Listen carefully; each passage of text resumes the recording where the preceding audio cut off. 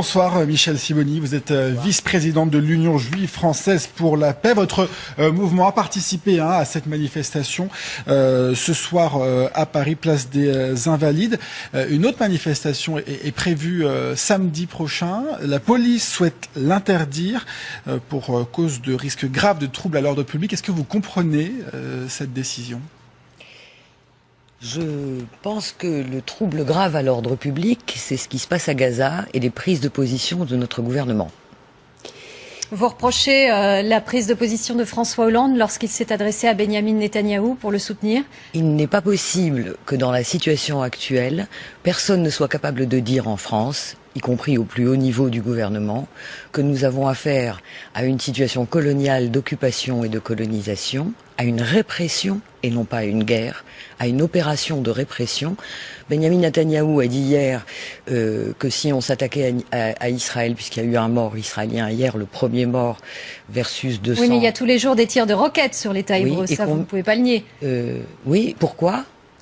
Nous avons affaire au territoire le plus densément peuplé du monde, plus d'1,5 million de personnes assiégées depuis 7 ans. 7 ans de siège et de blocus déclaré illégal par toute la communauté internationale, et elle n'a pas levé le petit doigt pour l'interrompre. Nous sommes cette année en train de fêter donc l'horrible anniversaire de 7 ans de siège pour une population civile qui subit en ce moment les bombardements, et nous sommes en train de fêter un autre triste anniversaire, celui des 10 ans de l'arrêté de la Cour internationale de justice déclarant le mur, la construction du mur par Israël de séparation illégale et demandant à la communauté internationale d'agir. Et pas à côté de ça, à côté de cette situation-là, qui est une situation d'oppression, de répression coloniale, notre président de la République ne trouve rien de mieux à faire que d'expliquer que c'est Israël qui est la victime. Mais il faut peut-être faire la distinction entre la population civile palestinienne qui subit et le Hamas, qui est considéré comme une organisation terroriste par les États-Unis et l'Union européenne. Le Hamas, ce sont des personnes.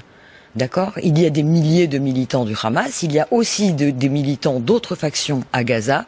Tous subissent la répression. De toute façon, la question est, comment dire, le gouvernement israélien a décrété l'éradication du Hamas. Mais pourquoi ?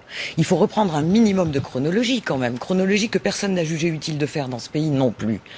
Nous avons eu, après l'échec des négociations, la constitution d'un gouvernement d'union nationale avec Mahmoud Abbas pour l'autorité palestinienne, incluant le Hamas, d'accord ? Et prévoyant de ramener Gaza au sein de la Palestine, puisque Gaza est exclue et complètement mise à l'écart. À partir de ce moment-là, qu'a dit le gouvernement de Netanyahou ?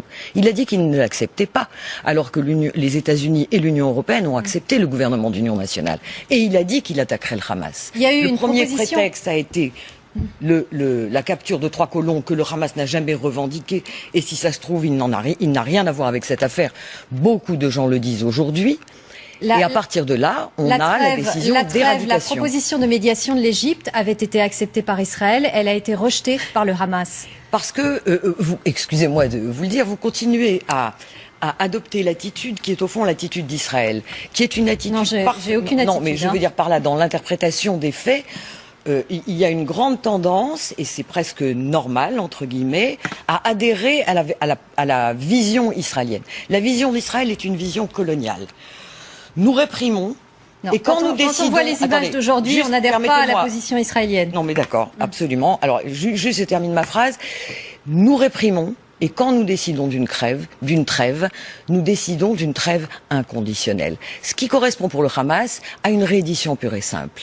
Il n'est pas question d'une trêve s'il n'y a pas levé du blocus. Ça, toutes les organisations qui manifestent en France, le collectif national en tête, le demandent. Levée du blocus, mis fin du blocus. D'accord ? Il n'est pas question d'une trêve, alors qu'un accord a été passé qui a permis de libérer des prisonniers dans l'échange avec Shalit, et que tous ces prisonniers ont été rattrapés s'ils ne sont pas libérés. Un dernier mot à propos de la manifestation qui pour l'instant n'est pas encore interdite samedi. Il y a eu quand même des incidents le week-end dernier. Vous étiez à la manifestation de dimanche ? J'étais à la manifestation, j'ai témoigné là-dessus par écrit. On peut trouver ces articles-là dans le Nouvel Obs et sur Internet et sur les réseaux sociaux. Il y a eu, et aujourd'hui, le Daily Daily, j'ai oublié comment s'appelle ce journal américain, a publié, lui, puisque les grands médias français n'ont pas jugé utile de le faire, les vidéos et les éléments de preuve qui démontrent à l'évidence qu'il s'agissait d'un piège. Il y a eu, plusieurs jours avant cette manifestation du samedi dernier, un appel devant la synagogue de la rue de la Roquette, un rassemblement pour soutenir Israël, qui était sur le site de la LDJ et intitulé d'ailleurs « Keep calm and kill Hamas ». C'est intéressant quand même de savoir qu'on est capable de faire des rassemblements de ce type dans des lieux de culte. Et toute une préparation à l'attaque de la manifestation qui est visible sur Internet. On en a les preuves, on a les copies d'écran, etc. Et nous avons assisté, nous, aux provocations de la LDJ qui ont été absolument calmées par tout le service d'ordre et qui étaient là pour attirer des gens dans la rue de la Roquette de manière à pouvoir déclarer, évidemment. Si vous voulez, c'est une vieille pratique. On sait quand on sait qu'on a perdu la bataille, la bataille de la popularité, il y a une touche sur laquelle il faut appuyer. Et dans ce pays, c'est une touche connue, c'est la touche de l'antisémitisme. Et je voudrais juste... rapidement, s'il vous plaît, très rapidement, allez-y. D'accord. Je voudrais dire que il y a des manifestations dans le monde entier, pas qu'en France. Il y a des manifestations devant des salles de presse et devant des rédactions, notamment en Angleterre devant la BBC, pour exiger que la vérité soit dite. Il y a un seul pays au monde qui prétend interdire les manifestations de soutien à Gaza, c'est la France. Merci beaucoup, Michèle Sibony, vice-présidente de l'Union juive française pour la paix.